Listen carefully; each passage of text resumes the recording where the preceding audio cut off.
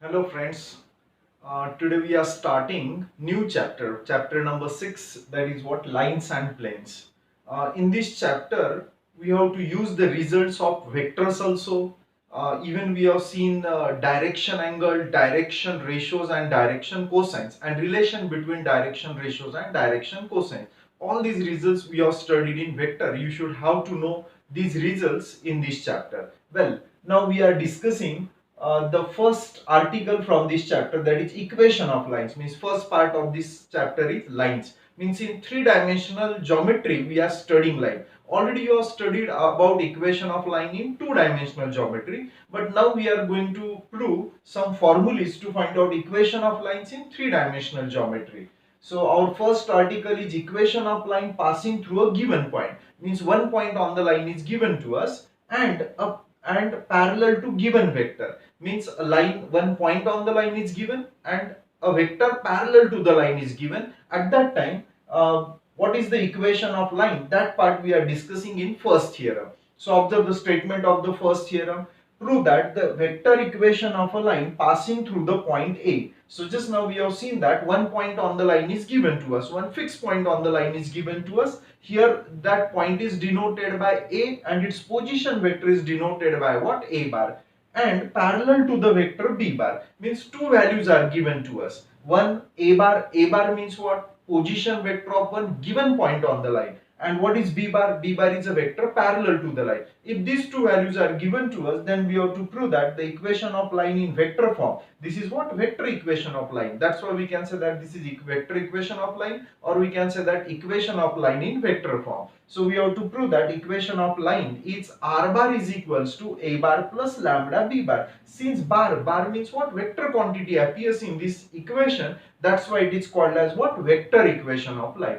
So using given condition, let us try to prove this first theorem. So observe the given condition here. So one line is given to us. Let this will be say x-axis, y-axis and what? Z-axis. And let this will be say one line. It is given to us that A bar is position vector of one given point on the line. So we are considering one given point on the line is A and its position vector is denoted here by what? A bar. Again, it is given to us that this line is parallel to which vector? B bar. So let us suppose that this will be say one vector B bar which is parallel to this line.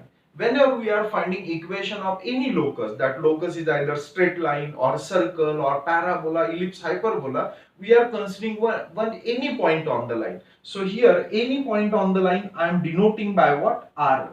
And its position vector we are denoting it by what? R bar. So we are able to denote any point by any capital letter, but here that position vector of any point is denoted by what? R bar. That's why I am denoting any point by what? R. This is our supposition. So we are supposing that let R be any point on the line. So whatever may be our supposition is there, first write down that supposition. Let R having position vector R bar be any point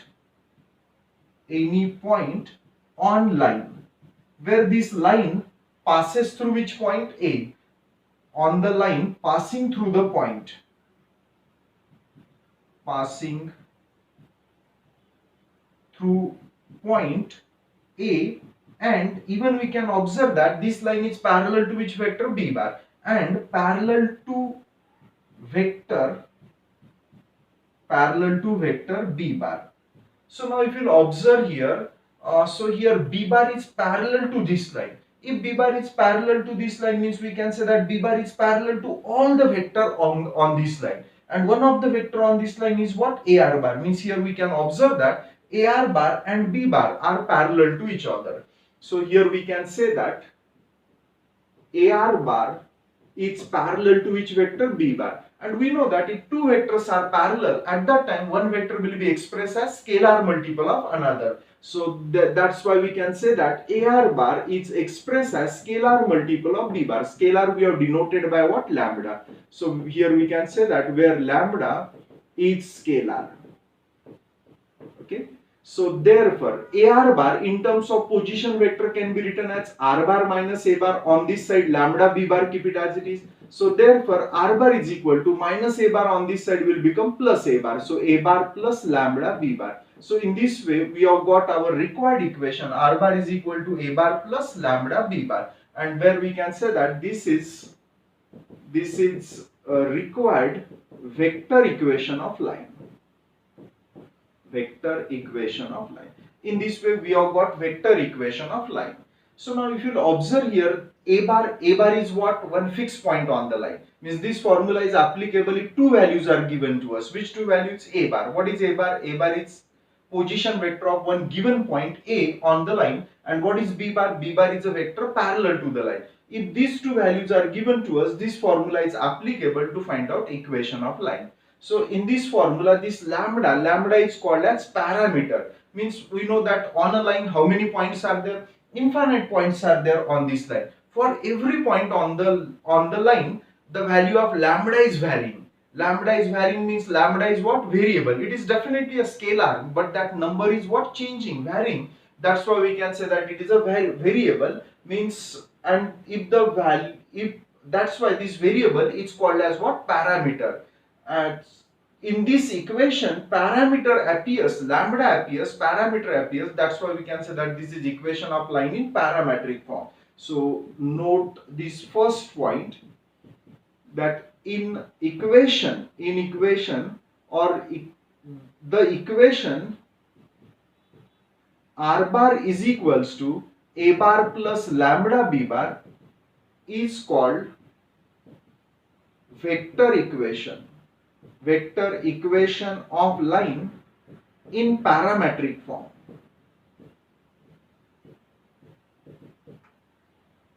Where lambda is a parameter.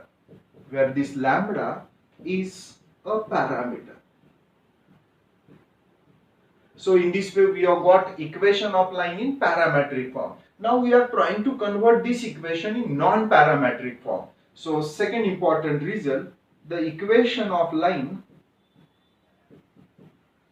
in non-parametric form.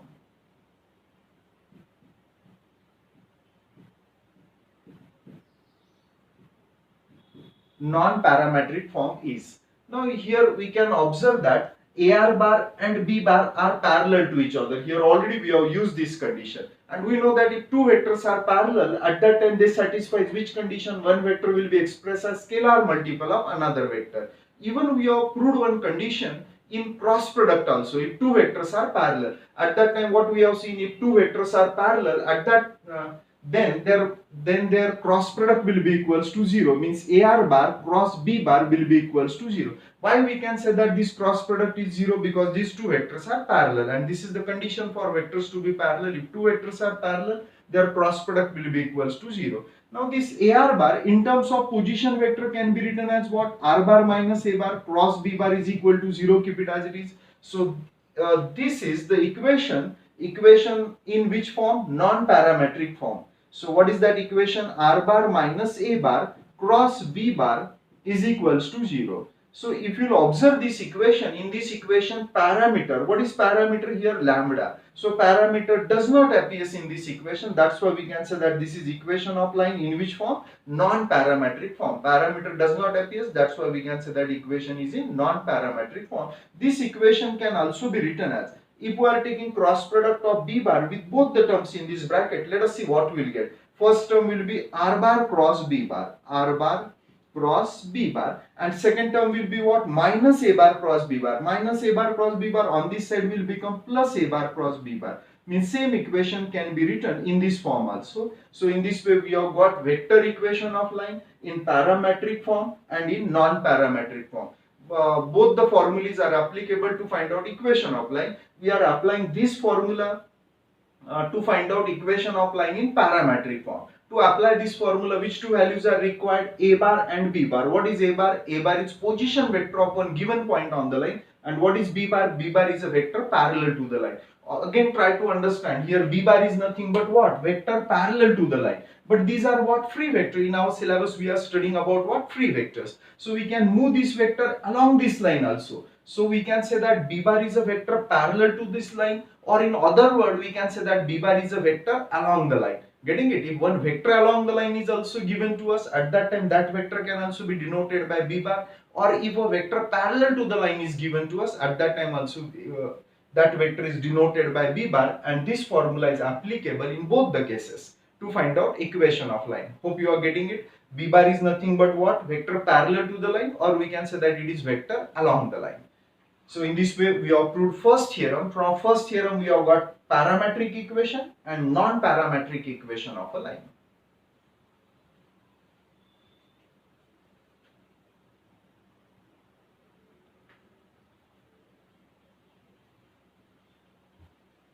So observe the second theorem. In the second theorem also same conditions are given to us, but in first theorem we have got vector equation of line. Now same vector equation of line we are converting into a Cartesian equation. If you observe last theorem, one point on the line is given to us. Here also the line passes through one point, means coordinate of one point on the line is given to us. In the last theorem, position vector of point is given. Here Cartesian coordinate of a point is given because we are finding Cartesian equation of a line and having the direction ratio A, B, C. A, B, C are nothing but direction ratios of the line. Using this condition, we have to prove that equation of line in Cartesian form is x minus x1 upon A is equal to y minus y1 upon B is equal to z minus z1 upon C. So where this x1, y1, z1 are coordinate of one point on the line, and this A, B, C are nothing but direction ratios of the line. So well, using this condition, let us try to prove this theorem. Now to find out equation of any locus, we are considering any point on the locus. So here we are denoting any point on the locus by R. So let R having and denote the coordinate of any point by what? X, Y, Z. Be any point on the line passing through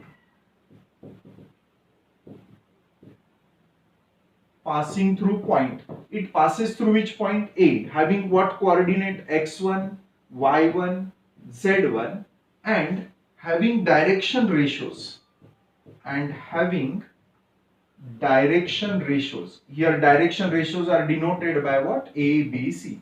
So one point and direction ratios of the line are given to us. We are supposing that R having coordinate any point, R having coordinate x, y, z, be any point on this line. Now already we have got vector equation of line. What is that vector equation? R bar is equal to A bar plus lambda B bar, which we have proved in first theorem.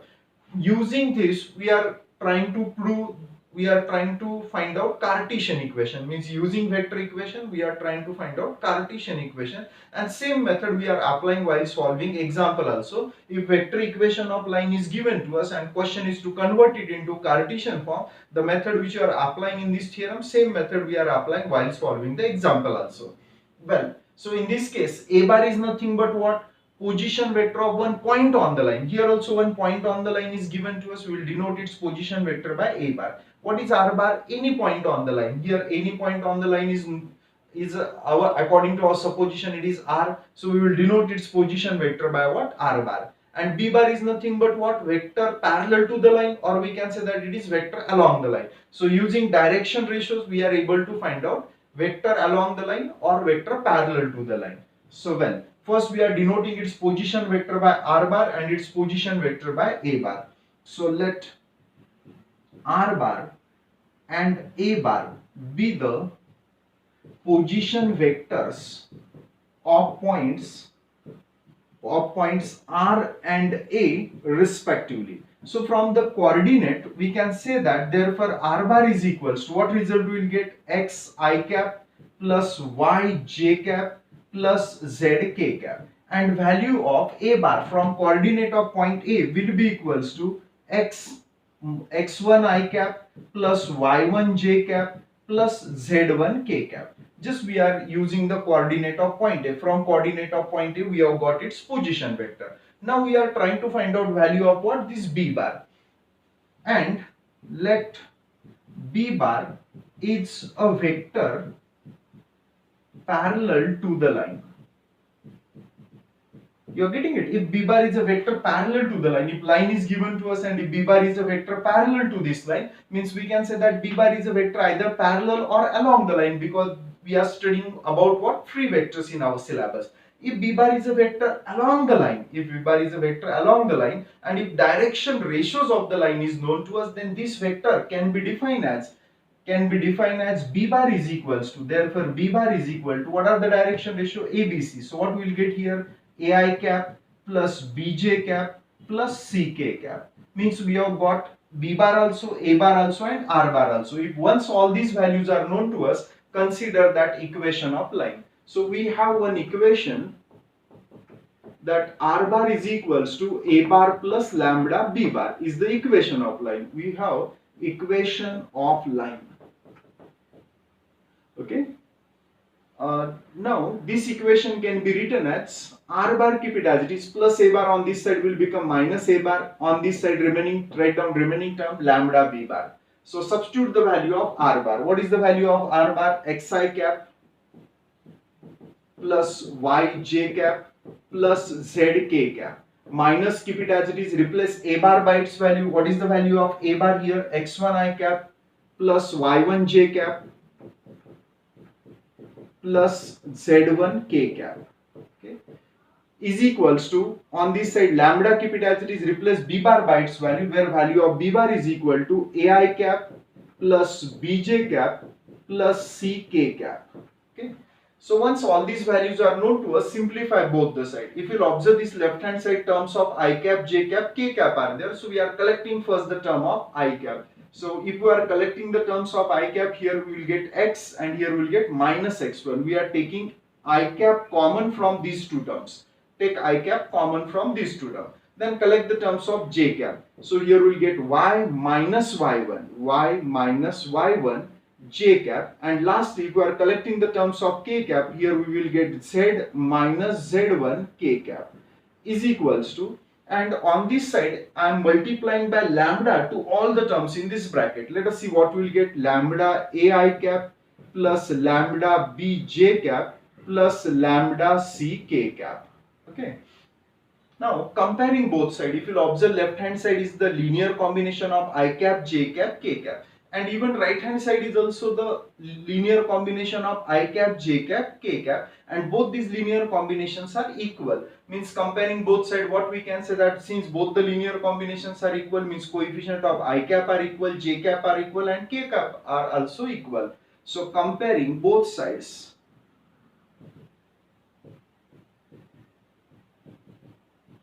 let us see what we will get here. So comparing coefficient of I cap, we can say that x minus x1 is equals to lambda a. Comparing coefficient of j cap, we can say that y minus y1 is equal to lambda b, and comparing coefficient of k cap, we can say that z minus z1 is equal to lambda c. Now this expression can be written as x minus x1 upon, take a on this side, so it will get divided on this side, remaining term on right hand side is lambda. Here what we will get, y minus y1 upon b is equals to lambda. Here what we will get, z minus z1 upon c is equal to lambda. Just simply we are transferring c on this side, c is multiplied on this side it will get divided. Similarly b will get divided on this side, a will get divided on this side. Now if you observe these three expressions, check whether their right hand sides are equal. Since right hand sides are equal, that's why we can say that these left hand sides are also equal. So this implies that x minus x1 upon a is equal to y minus y1 upon b is equal to z minus z1 upon c. And check whether is it our required equation of line. So in this way we have got our required equation of line. X minus x1 upon a is equal to y minus y1 upon b is equal to z minus z1 upon c. So this is required equation of line.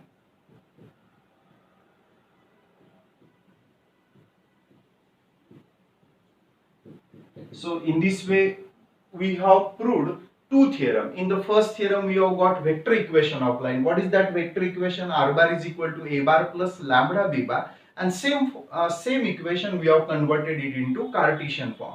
Means to apply this formula we will require coordinate of one point on the line. That coordinate we have denoted by x1, y1, z1. And again what we will require, direction ratio means ABC. If these values are given to us, this formula is applicable to find out equation of line.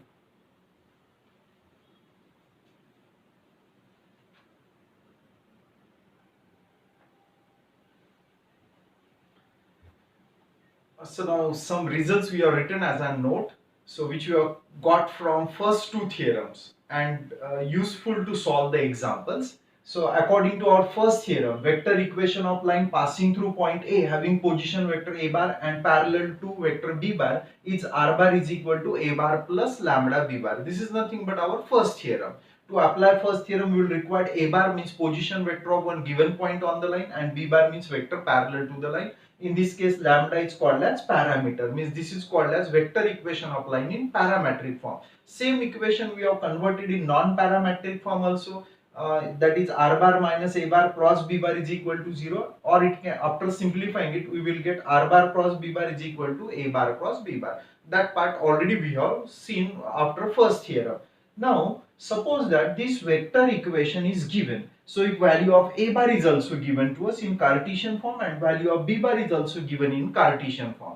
So means same equation we have written here, after just a bar is replaced by its value and we have replaced b bar by its value.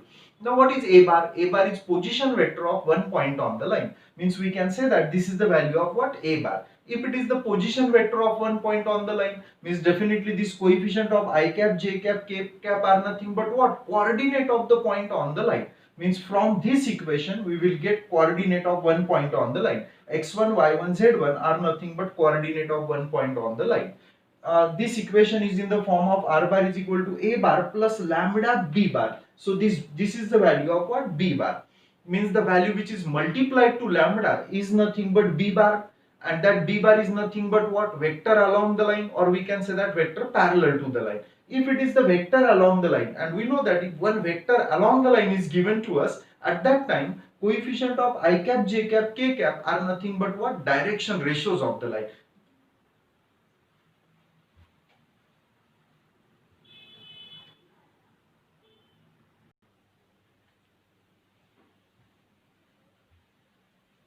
So if the equation is given in vector form, at that time from this first vector we will get coordinate of one point on the line, and from this vector we will get direction ratios of the line. Means if point and direction ratios are given, we are able to find out vector equation. But if equation is given to us, from that equation always we will get coordinate of one point on the line, and since this is the vector along the line, that's why we can say that here coefficient of I cap, j cap, k cap are nothing but direction ratios of the line.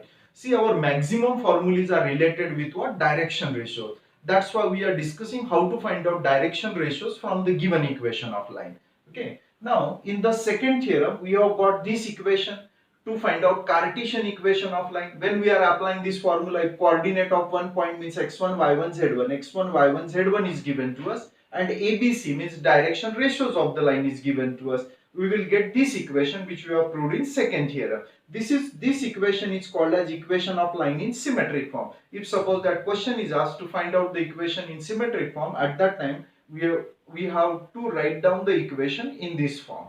Well, if the equation is given to us, means if equation, instead of finding equation, if in example equation is given to us, then from that equation we can say that we will get what? x1, y1, z1 means a coordinate of one point on the line, and these values in the denominator are nothing but what? Direction ratios of the line. Suppose that equation of line is say x minus 5 upon 2 is equals to y plus 3 upon 4 is equals to z minus 5 upon 6 or upon 7. If such type of equation is given to us, means if equation in symmetric form is given to us, from this equation we can say that coordinate of a point on the line are, if minus 5 is there, take here plus 5, if plus 3 is there, then take here minus 3, if minus 5 is there, take here plus 5, because this minus is nothing but what? Minus is from that formula, and this z1 is nothing but what? Z coordinate, means minus is nothing but what? Minus is already it is the sign in the formula,